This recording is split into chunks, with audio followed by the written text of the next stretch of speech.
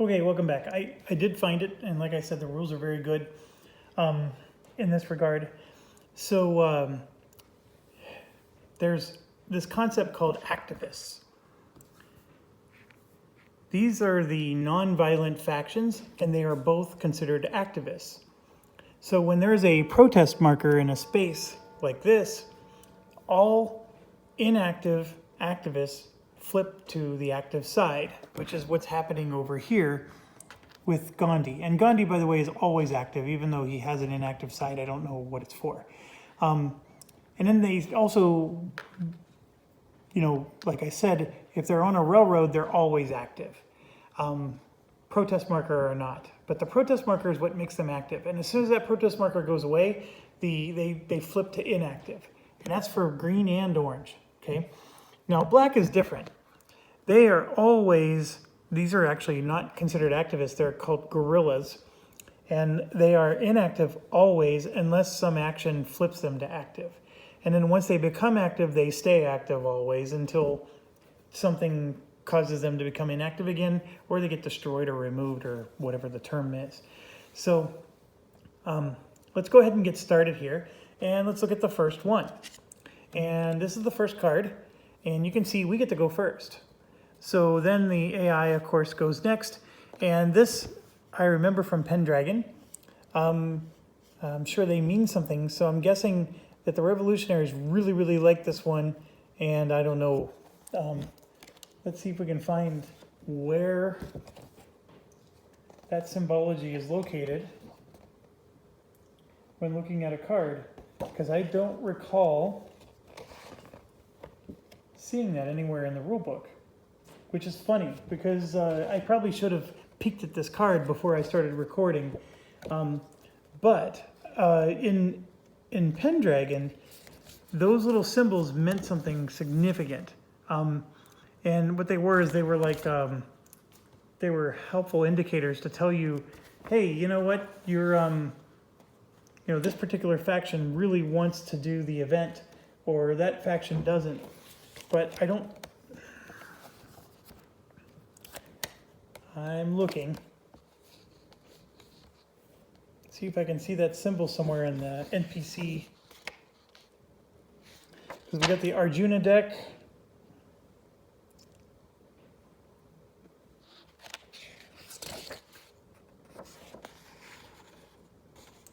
Well, we're going to go ahead and move on because we don't need to know what the gun and the arrow means yet.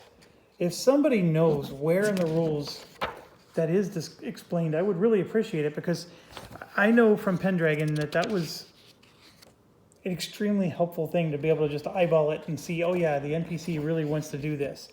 But I don't see it in the rule book. Now there's a playbook that's also attached. It could be there because the playbook actually has examples of play for NPCs. And that's the one thing that's a little annoying sometimes is GMT buries important rules in the playbook that should have been in the rule book. But I'm not saying that's the case here. I'm just saying they've done it before.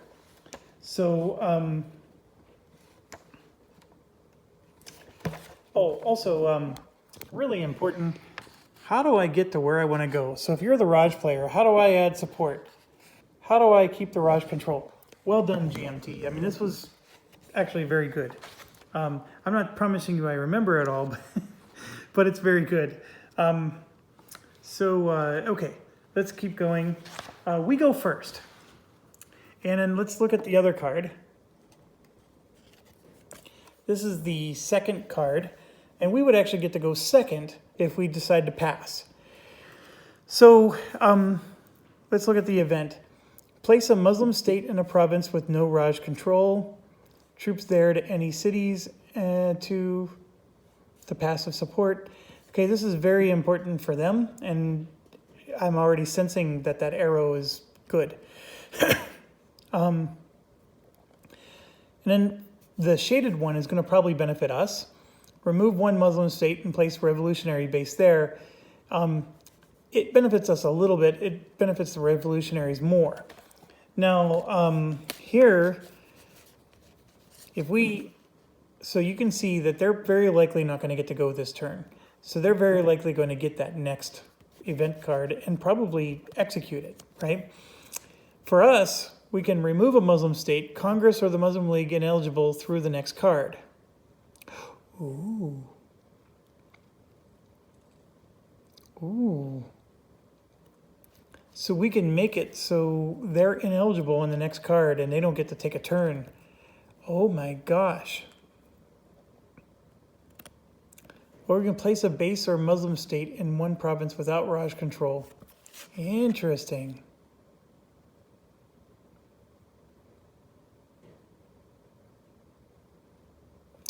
Oh, I see. So the shaded is not beneficial to us. The top is. See, you get to place a Muslim state in a province with no Raj control. So that's bad for us. However, 2 of the Muslim spaces get switched to passive support, which is points for us. So the Muslim state's not good for us, but the passive support is. And then the Muslim League remains eligible through the next card. So that means they get to do it and then still be eligible next turn. Whereas here, if we do this one, they're not eligible through the next card. That is very neat. So we could do this. See, these 2 go last. So we can choose to do this event. And then chances are they're going to go and take their turn, right? And these 2 don't even get to go this turn. And we can make both of them ineligible through the next card. And so this next card is when they get to take their turn. And they're not going to get to take a turn either, because none of us would be eligible. And if that doesn't make any sense to you, you'll see how it plays out, because I think that's what we're going to end up doing. Now, let's say, well, let's go back here. So I know you're looking at this upside down, but we get to do 3 things. We either get to do an operation only with no special activity. Now, the reason I would do this is I'm preventing somebody from doing the events. We just read the event card, right? So maybe I don't want the event for me, but I don't want the next player to get the event. So I would do this top one. So what that does is it's a limited, it reduces the amount of things I can do. So I don't get to do like a full-blown turn, but so I'm going to do maybe a half turn, but I'm preventing them from getting the event. So I still get something out of it. Okay, this one lets me do a full-blown turn, but then it allows the next player to do a limited turn or a event. So that's what this one is. Whereas here I'm doing a half turn, and then their next player can only do a limited event, or a limited turn, sorry, bad terminology. Here I'm doing the event, which is the route I'm going to take. So we're going to go here, we're going to do the event. And then the second faction gets to do a full-blown turn. So we are allowing black to do a full-blown turn, but that's a nice price to pay to prevent these 2 from doing anything.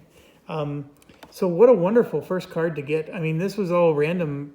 I swear to you, I did not stage this. But so that's what we're going to do. We're going to remove a Muslim state, which there are none. But the biggest reason we're doing it is we're preventing them from being able to take a turn. You know, hold on a second, though. It is nice to prevent them from taking a turn, but basically we're not taking a turn either. Let me think about this. If I don't do that, these guys may end up, well, and see, and I don't know what the card's going to be after the next one. I'm basically choosing not to do anything this turn if I do this. I'm basically preventing them from taking a turn, but I also don't get to take a turn. I mean, I'm taking one technically, but it's not doing anything for me. Or they're doing all that stuff next turn.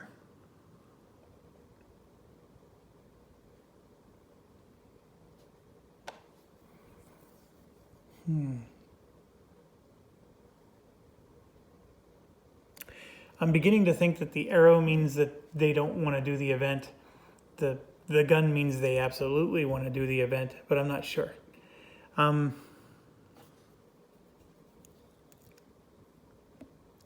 I was getting all excited. I was preventing them from taking a turn, but then thinking about it some more, I'm realizing, you know, I'm going to go ahead and do let's do a full turn.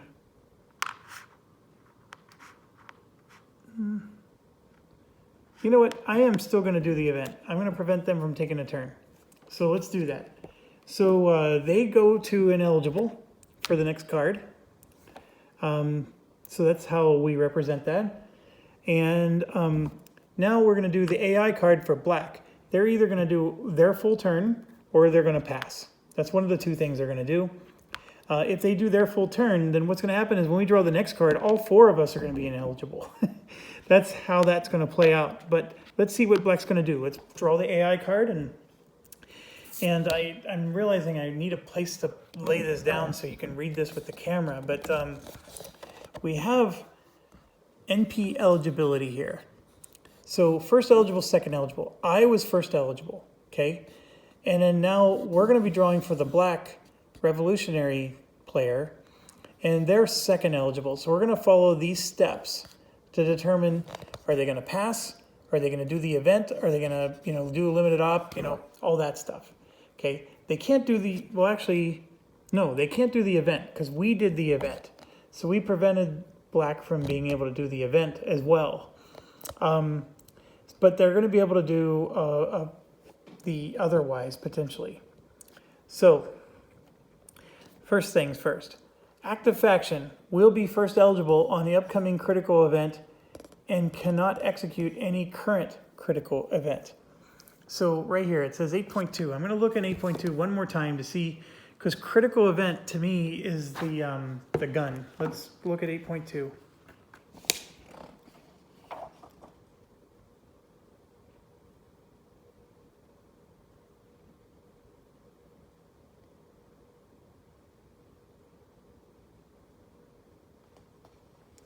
It's saying 8.8.1.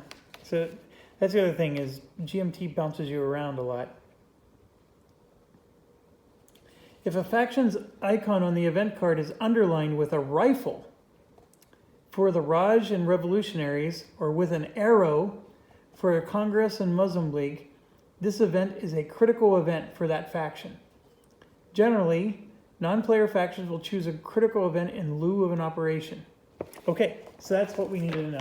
So the rifle and the arrow both mean the same thing. It means it's a critical event. So what it's saying is we're now on black's turn. Will they be first eligible on the upcoming critical event and cannot execute any current critical event?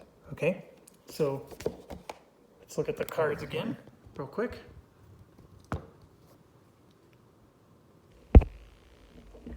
So clearly, this was a critical event for black, for the revolutionaries, but we did the event already, so it's not available to them. They are most certainly not first eligible next turn, right? Actually, they will be first eligible next turn. Here's why. All three of us are ineligible, but this is not a critical event. There's no gun underneath it, okay? So that's the first thing. So they're first eligible, yes. First eligible just means they would get to go first. And that is true. Because of the event that I played, it is public knowledge that they're going to get to go first if they pass. But it's not a critical event, so we're going to skip this. First eligible chose Ops plus A and the event is effective. No, that's not the case. Will be first eligible on the upcoming card. The answer is true. So they could pass. First eligible chose op only, or first eligible chose ops plus SA, and the event is not effective, then they'll do the unlimited op. Otherwise, do the full turn. So in this case, they're going to pass, which is a little silly because passing doesn't do anything for an NPC that doesn't manage resources, but that's what the AI says to do. So that's what we're going to do. Now, you may be wondering, okay, how's an event effective? And that's what it says here. An event is effective if. So for example, in their case, if it's going to add, let me zoom out a little. If it's going to add unrest or revolutionary pieces, that's an effective. If it moves guerrillas from out of play, or if it removes those. That's how you determine if something's effective for them. So in their case, though, they're going to be first eligible in the upcoming card. So they're passing. And I'm pretty sure that NPCs passing don't get anything because there is, like, let's say the Raj was being controlled by the NPC.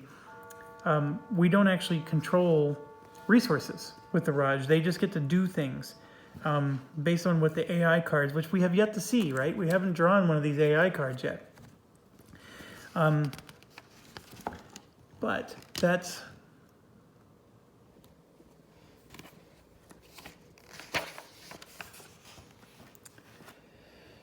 Oh...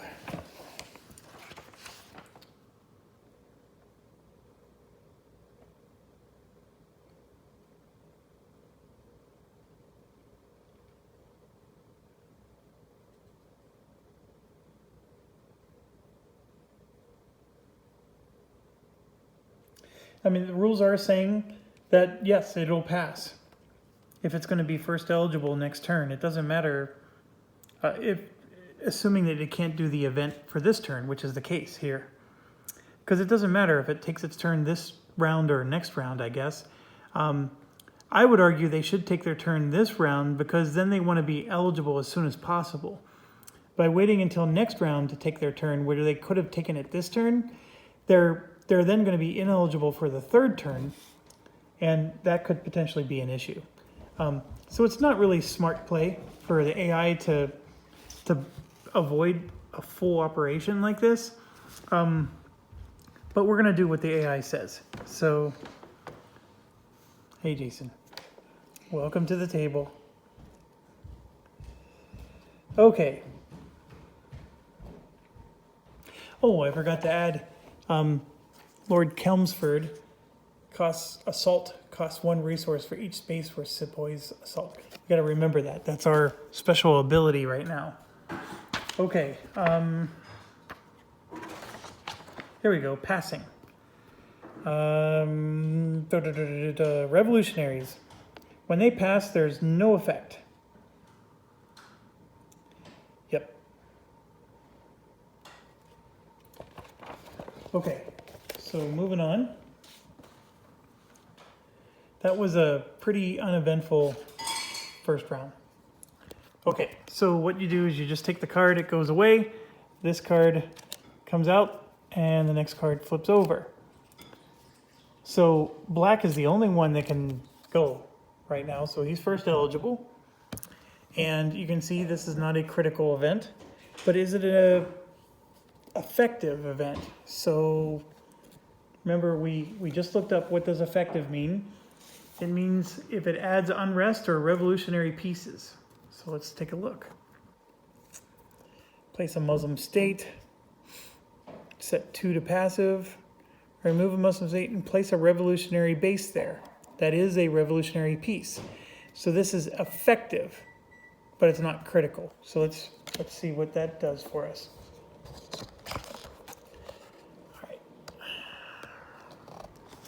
Current event is critical and effective. Next eligible could choose critical event. There is no next eligible. Will be first eligible on the upcoming critical event. Let's look at the next card.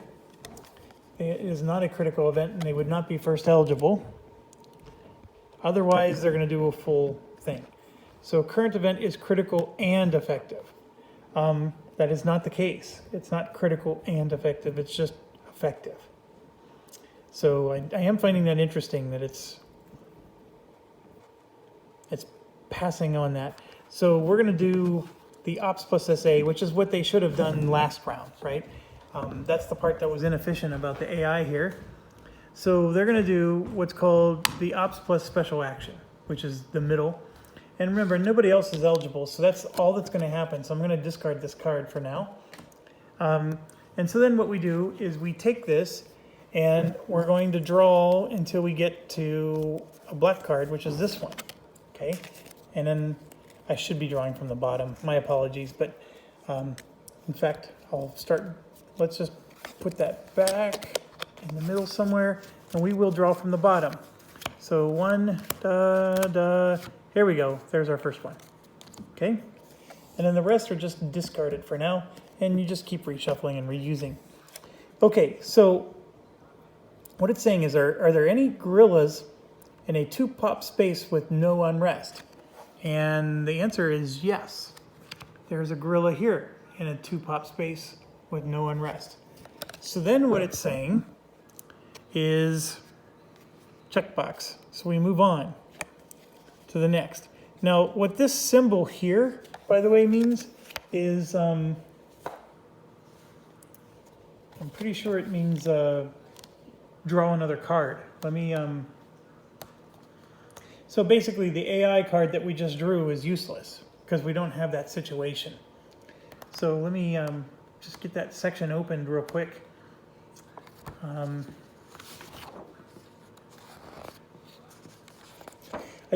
being careful. I don't want to get any rules wrong as I'm explaining to you guys here. And I know it's a little slow. Yeah, it means draw another card. So, but that's not the case here. We actually met the condition, so we're going to stay on this card. Are there underground guerrillas in 2 or more 2-pop spaces with no unrest? So that's an interesting question. Here's 1. There's 2. But it says with no unrest. There's 2 right there. Okay, so there's 1, 2, and then actually 3, 4. There's 4 of them. So we got a lot, actually. So yes. So now we do unrest. Okay, so now what does that mean? What they're telling you to do is you look at your sheet here, and we go to the revolutionary side, okay? And I'm gonna lay it down over here so I can use my camera a little bit more effectively.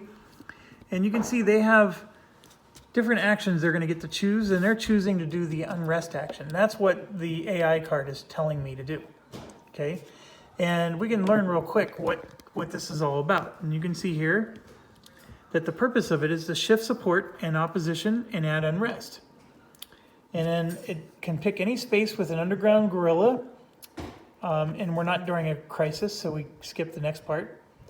The cost is resources equal to the restraint per space, but remember AI doesn't use resources.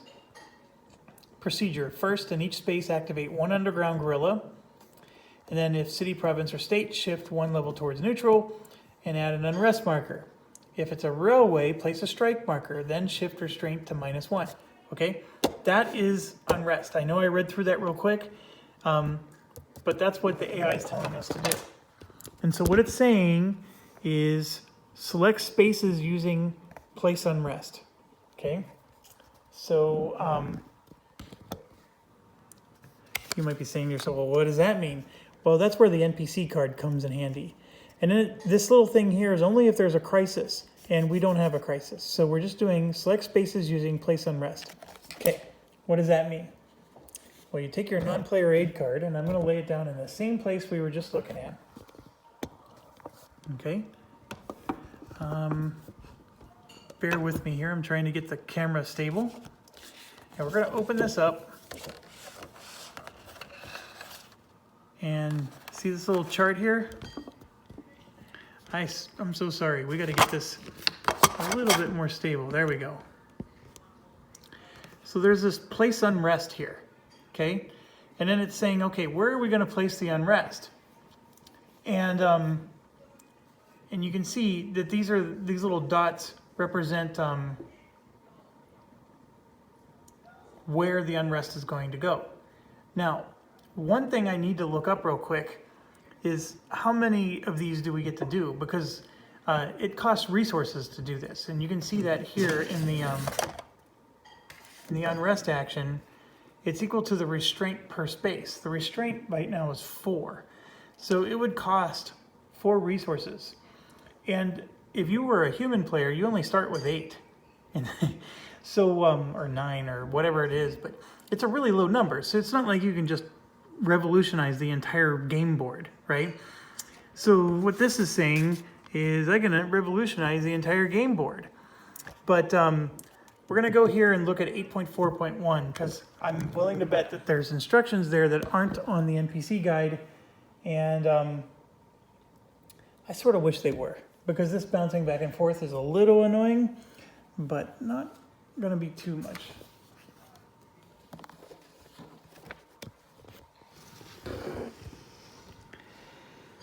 All right.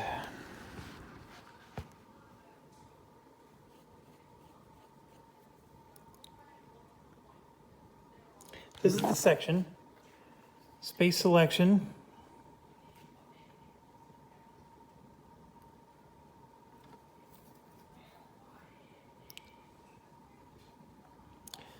Execute non-corporate only spaces with protest. That's an example.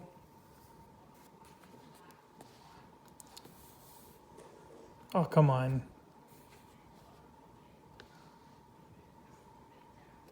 And then there's a move priority table, which we're not doing that. We're doing space selection. But here's the problem.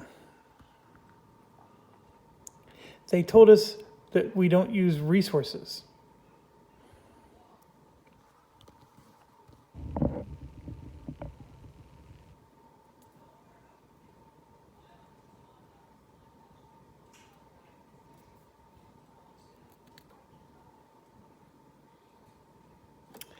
There's got to be something, like if you're playing as the Raj or the Revolutionaries,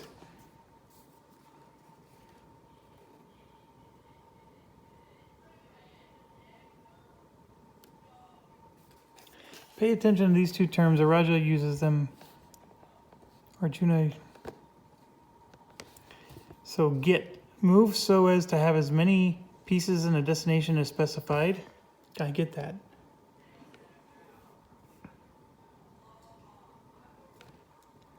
Come on. All right, I'm 26 minutes in. Let me take some time to find this answer.